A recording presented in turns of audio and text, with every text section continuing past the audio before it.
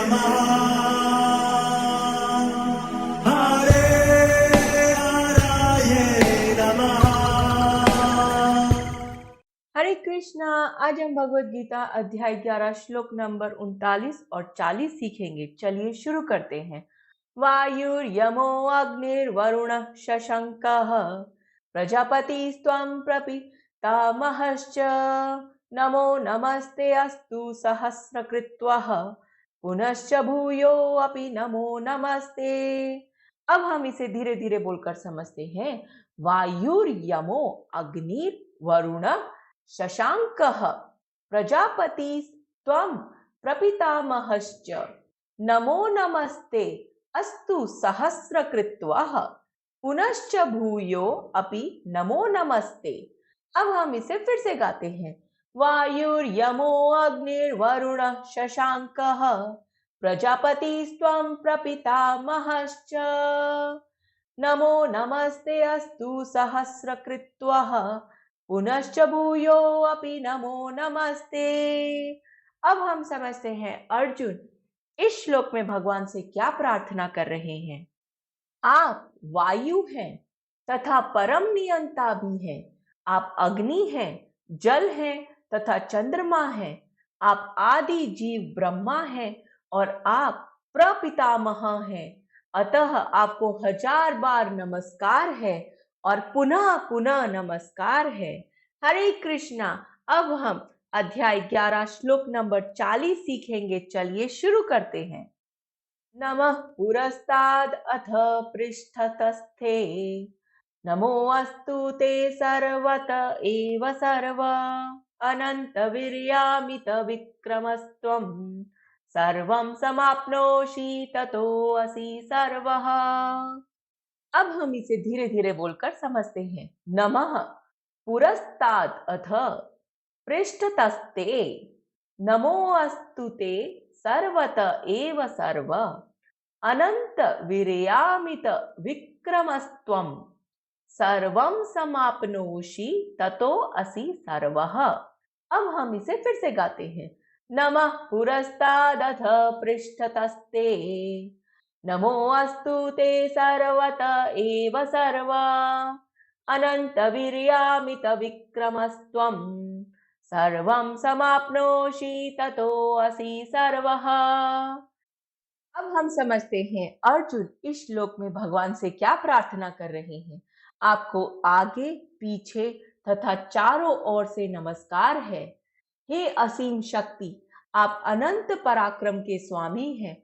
आप सर्वव्यापी हैं, अतः आप सब कुछ हैं। हरे कृष्णा। चलिए अब हम महाप्रेम प्रभु जी से इन दोनों श्लोकों के बारे में और अच्छे से समझते हैं। हरे कृष्णा जी। तो अर्जुन भगवान श्री कृष्ण की स्तुति कर रहे हैं और ऐसा लग रहा है कि भगवान को अर्जुन पहले जानते ही नहीं थे। जिस तरह से अर्जुन स्तुति कर रहे हैं कि भगवान आप अनंत हैं, आप असीम हैं। और थोड़े समय पहले जब अर्जुन का भाव था वह भगवान कृष्ण को लेकर एक मित्र की सदृश था। तो जैसे ही भगवान ने अपना विश्व रूप दिखाया तब अर्जुन को लगा, अरे जिनको मैं अपना मित्र समझता था वो वास्तव में अखिल ब्रह्मांड नायक अनंत भगवान है। और हम भी कई बार ऐसा सोचते हैं, अरे हमें तो भगवान श्री कृष्ण बारे में बड़े अच्छे से पता है, हमें पता है कि वो कौन है। पर भगवान श्री कृष्ण बोलते हैं कि मुझको न तो देवता लोग जान सकते हैं और न बड़े बड़े ऋषिगण। और अगर कोई भगवान को जानता है, कोई बोलता है जी मुझे तो सब पता है भगवान कृष्ण के बारे में, तो जानता है और भक्ति नहीं करता, इसका मतलब वह नहीं जानता। जैसे कि 15वें अध्याय के 19वें श्लोक में बोलते हैं, यो मामेवम् असम्मूढ़ो जानाति पुरुषोत्तमं स सर्वविद भजति माम सर्वभावेन भारत। जो भगवान श्री कृष्ण को अच्छे से समझते हैं वो क्या करते हैं, सर्व भावना से, संपूर्ण हृदय से भगवान श्री कृष्ण की भक्ति करते हैं। और जब भक्ति करते हैं तो भगवान बोलते हैं भक्तया माम अभिजानाति यावान यश्च अस्मि तत्वतः। जो भक्ति करते हैं केवल वे ही भगवान श्री कृष्ण को समझ सकते हैं और उनके अलावा कोई भी भगवान को नहीं समझ सकते। इसलिए अगर आपको भगवत गीता समझनी है तो भक्तों के संग में समझना है। जो बहुत सारे आपको तात्पर्य मिलेंगे अलग अलग लोगों के द्वारा, इन्होंने भगवत गीता पे तात्पर्य दिया है, इन्होंने दिया, उन्होंने दिया है, कई लोगों ने दिया है, पर आपको किसका पढ़ना है, जो एक भक्त है, जो भक्ति के बारे में बताते हैं और खुद भी अच्छे से भक्ति करते हैं। तो हमें इस बात का ध्यान रखना है कि हम अपने सामर्थ्य से भगवत गीता को नहीं समझ सकते।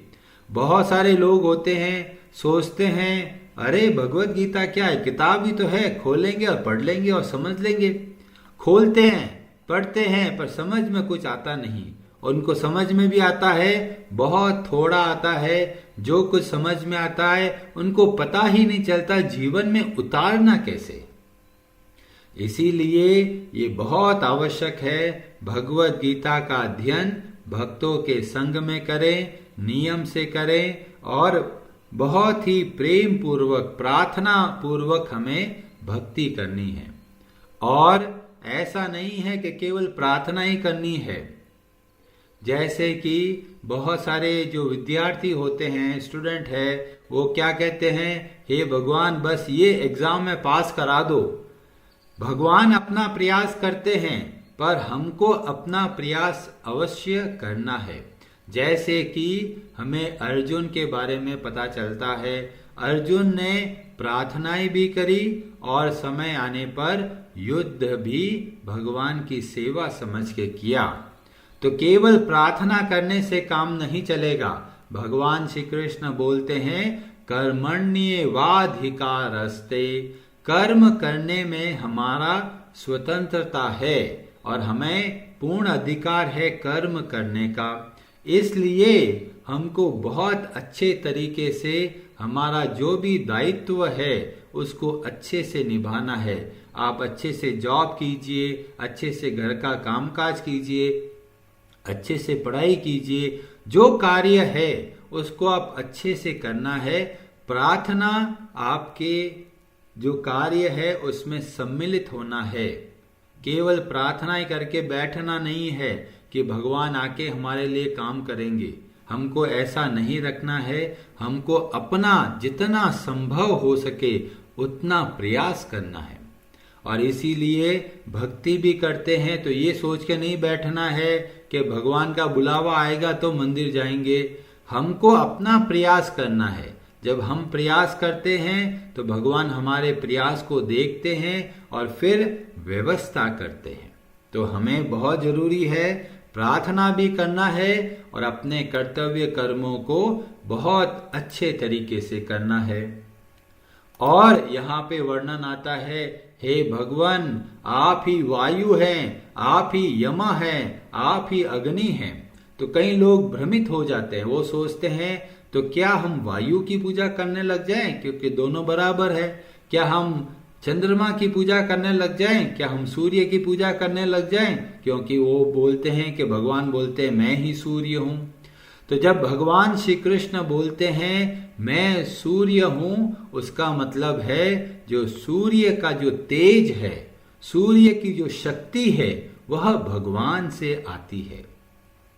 ये ऐसा ही है जैसे बहुत सारे गहने बनते हैं सोने के कानों के कुंडल बन जाते हैं, नेकलेस बन जाते हैं, कड़े बन जाते हैं, तरह तरह की चीजें बन जाती है, पर उन सब में मूल बात क्या है, सोना, गोल्ड।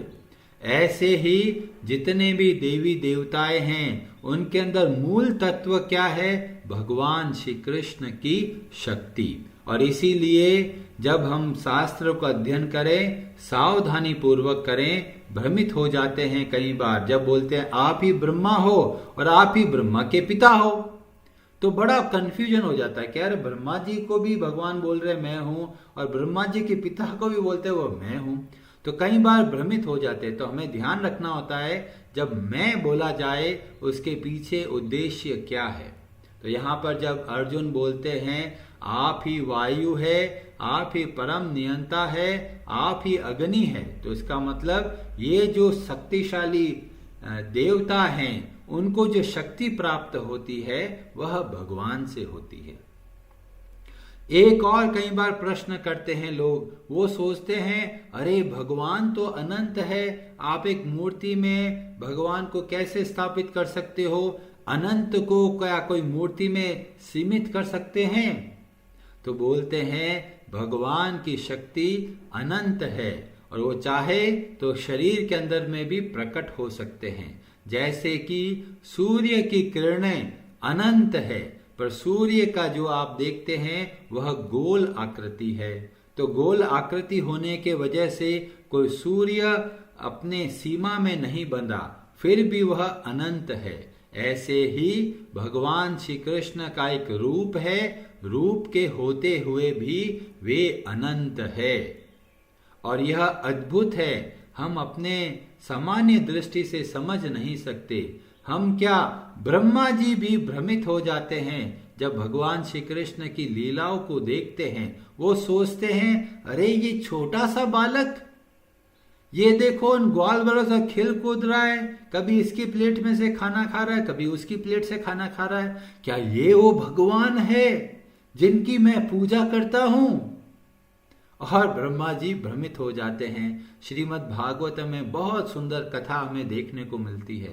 तो कहने का मतलब है हम भी कई बार भ्रमित हो जाते हैं भगवान की लीलाओं को देखकर। इसीलिए ये आवश्यक है, भगवान की लीलाओं को समझना है हमें भक्तों के संग में, क्योंकि भगवान बोलते हैं भक्तया माम अभिजानाति। हरे कृष्णा जी, आप सबका बहुत बहुत धन्यवाद। हरे हरे नमः।